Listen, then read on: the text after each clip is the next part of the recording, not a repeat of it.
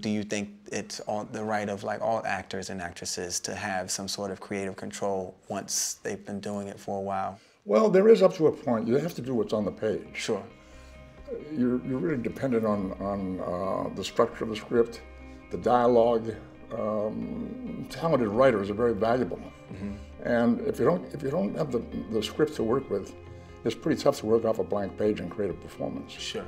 Given that, you have a certain amount of leeway to try to develop moments for yourself, to find nuggets in there, nuggets of gold, where you can do something creative and add something of your own. So you don't just show up and stand there and say the lines. You're looking for a way to animate what you're given and to bring something to it. What was the process? Like, what did you do to figure out how Spock would ultimately become the incredible, timeless, influential character that he's become? Yeah. The first thing I had to learn to do, as I mentioned, was to find a way to be reflective rather than active, and to find a way to make comment, if possible, non-verbally, to be quiet, to stand still, listen, and really understand what's going on and find a way to make comment on it. And the first thing that I learned was a raised eyebrow can be very effective. If you just do that, people understood what the character is doing and thinking. You don't have to have an awful lot of dialogue to make that comment. And among other things, I thought that Spock and the Vulcans should be a hand-oriented people, that they should find ways to do things with their hands that perhaps were unusual and fresh. So one day when we had Spock's parents on the show, they came to me and said, what would you suggest about the way we walk together? Instead of holding hands, I had them touching their fingers with each other like this as they walked, which created something a little special. Wow. So you're looking for ways to design the life of this person. And you were a little concerned with the ears at first. I was, because I took my work pretty seriously when I went to work on the show. Mm-hmm. And I thought, if this doesn't work, it could be a bad joke.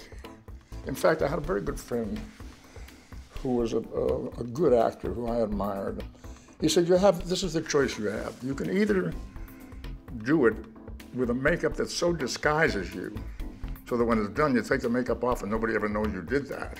Or you can do it in such a way that you are exposed and pray that it works. So I decided, if I did this heavy makeup and it worked, I'd be happy because people wouldn't know that I had done the work. It would be like somebody behind a makeup that you'll never see again. That's right. So I decided to go for the scary choice. The universe often rewards us for those things.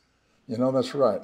If it scares you, it's coming from a place that might hit a creative button. That's right. So you spent 2 years in the Army. Yeah. Do you think that influenced your approach to the show, which was largely and often like an allegory about war and peace? That's an interesting question. My time in the Army was very benign. It was between wars. It was after Korea and before Vietnam. My feelings about war and aggression were developed earlier than that. When I was a kid, I grew up during the Second World War. Wow.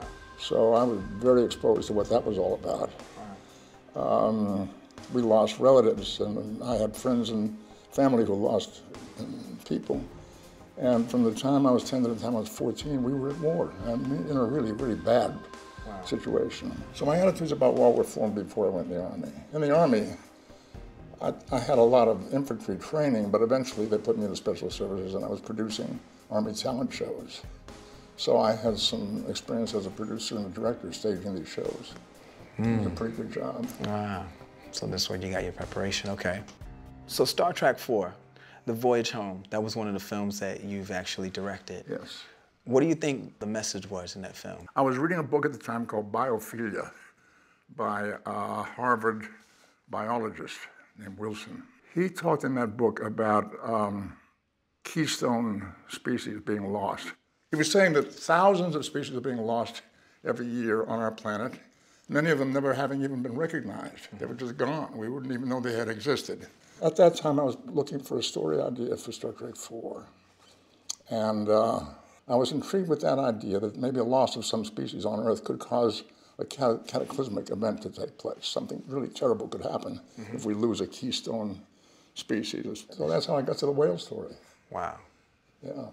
The subject matter wasn't terribly important at the time. But you have some good subject matter, though. Eventually, I found my way to using the process. I was looking for a way to express this aspect of the feminine persona. Maybe it just came out at the wrong time. I think if you were to do that today. Should I start all over? Yes, you should.